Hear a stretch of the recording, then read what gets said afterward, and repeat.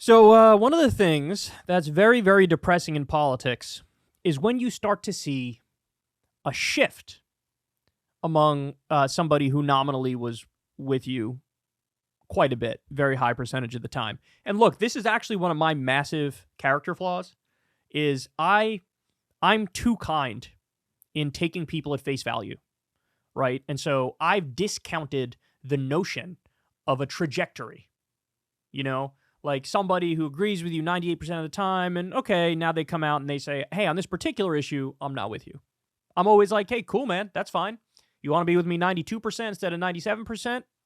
That's called being an independent thinker, all that stuff, right? I support it. I support it. No worries at all. Then it's like a second issue, and it's still like, hey, it is what it is. They're still in our camp 87% of the time, but, you know, on this issue too, they're not exactly with us.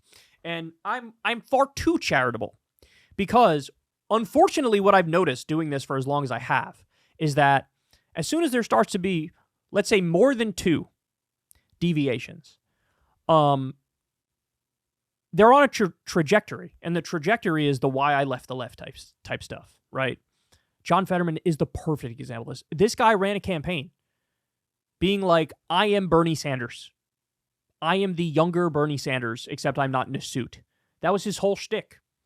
He released ads talking about how America is a nation of immigrants, and we should be thankful for immigrants. And they're some of the hardest working people with the best values in the country. And then he started making his shift. Now, the main issue, which to be fair, he was never good on, but obviously he's gotten worse, is Israel. On the issue of Israel, Ryan Grimm reported on this. We didn't know these details until after the fact, but at the time, DMFI basically was speaking to John Fetterman, and Fetterman was like, hey, man, you tell me what you want me to say on Israel, and I'll put it in my platform. As long as you guys don't fund my opponent, Conor Lamb, I'm your Huckleberry. And so they literally wrote his position on Israel. And then he became a stalwart Israel defender. Now, the other big shift was immigration, where he did a total 180. And, he started doing, hey, man, bro, let me highlight about how strong I want the border to be 24/7 and actually chastise people on the left and say they're unreasonable about this. So now you can't discount the trajectory anymore. We see where this is going. What else is he going to backpedal on? Now, look, to be fair, he hasn't backpedaled yet on, say, $15 minimum wage. He hasn't backpedaled on union-type stuff. But now, in the past, I would have just defended him on those issues, thinking he's going to hold strong. Now, I just keep my fucking mouth shut, and I'll see what happens, because I don't know what's going to happen. You can flip a fucking coin, because he's going to backpedal on other things now. We've seen the trajectory. And in the past, I've been duped, where I thought, no, they just disagree on those couple. No, there's a trajectory here. There's a goal in mind. We saw Tulsi Gabbard's another great example.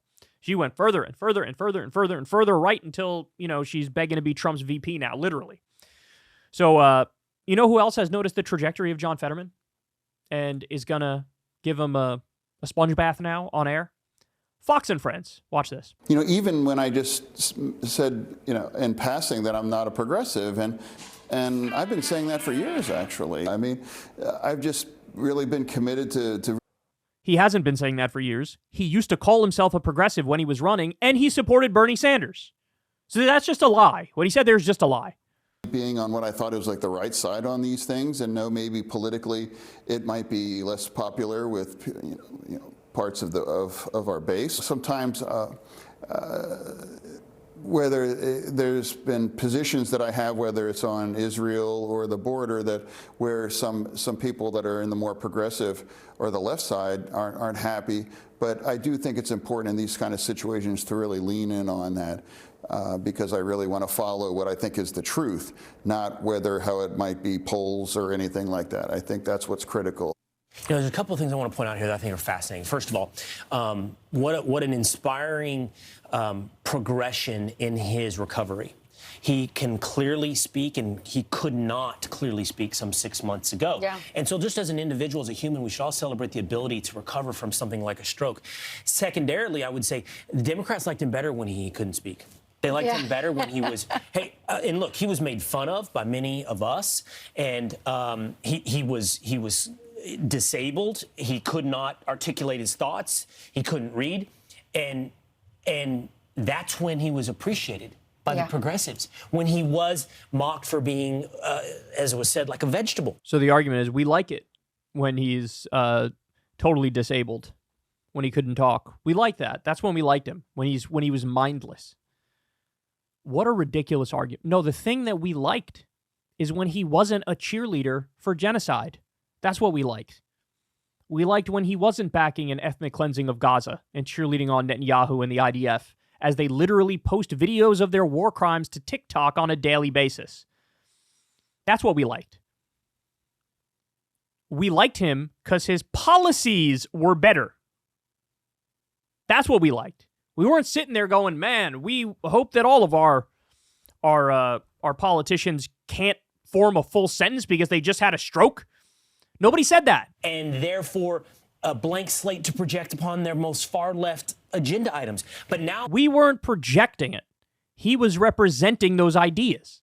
Far left, just social democratic idea. He was projecting them. Alert and recovered and articulate and independent, most importantly, independent, he's become persona non grata. This is the classic, like, anytime there's a Democrat who starts parroting some right-wing ideas, it's independent free thinker maverick. Maverick! Never cuts in the other direction. Never cuts, whether it's a Democrat or an actual independent like Bernie or a Republican, who were, if they were to come out and say, you know what? Single-payer Medicare for all, I'm in favor of it. These health insurance companies are robbing us blind. They're basically an organized crime syndicate. They're a mafia, and they're robbing you. Would they? Independent free thinker! Independent free thinker!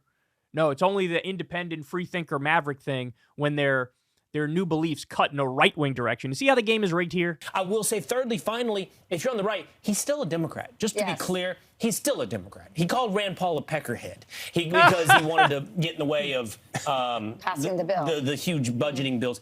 But, okay, fine. He's a Democrat. I just respect that he's thinking and he's independent. He's thinking and he's independent when he agrees with me. When he agrees with you, he's a mindless drone. Like, that's the... You know what? He wants to be the voice of the working class. I don't know if his background actually represents that, but he wants to be that voice. He wants to be the voice of genocide and ethnic cleansing. That's what he wants to be. And he wants to do the whole tap dance of, bro, I'm not like the others. I'm not like these mindless lefties, bro. I agree with conservatives on a bunch of stuff. It's the old Bill Clinton tap dance. I'm going to triangulate. I'm a new kind of Democrat. I'm not left-wing. I'm not right-wing. I'm above the fray. I'm above it all.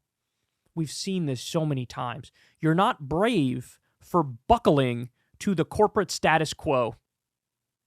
That's actually following the crowd, following the donor money in the case of AIPAC and DMFI. That's what you're doing. It's embarrassing, man. It's embarrassing. But look, don't tell me there's no incentive for people on the left to do this. We've seen it, Tulsi Gabbard, Dave Rubin, John Fetterman. These are to differing degrees, of course, but we see the second you start parroting any sort of right-wing ideas, they start throwing a fucking parade for you and giving you a hot stone massage on air and telling you how brave you are. And you know what that does? That reinforces that. So, hey, why not add one more issue to the fray here? Let me throw this one in. Let me throw that one in. Look, to be fair, there are plenty of people who can be genuinely independent thinkers, where they say, yeah, I'm a moderate on this issue, I'm a conservative on that issue, but on these 14 main issues, I'm a lefty. That exists. I would argue I sort of fall in that. I know what my core identity is. I know the areas where I might be a little more nuanced or a little more moderate than the average person in my camp. That exists. But you always got to be careful because there's so many who see a lane, who see a path to relevance, to headlines, to fawning praise. Say, oh, you're one of the good ones. You're one of the good ones. So, congratulations, John Fetterman. You know, you got Fox News to coddle your nutsack and tell you you're special. I hope you're having a good time. Hey, y'all, do me a favor and like and subscribe. It helps out big time in the algorithm. Click the bell as well for notifications when videos drop. And watch that video on screen right now. You know you want to.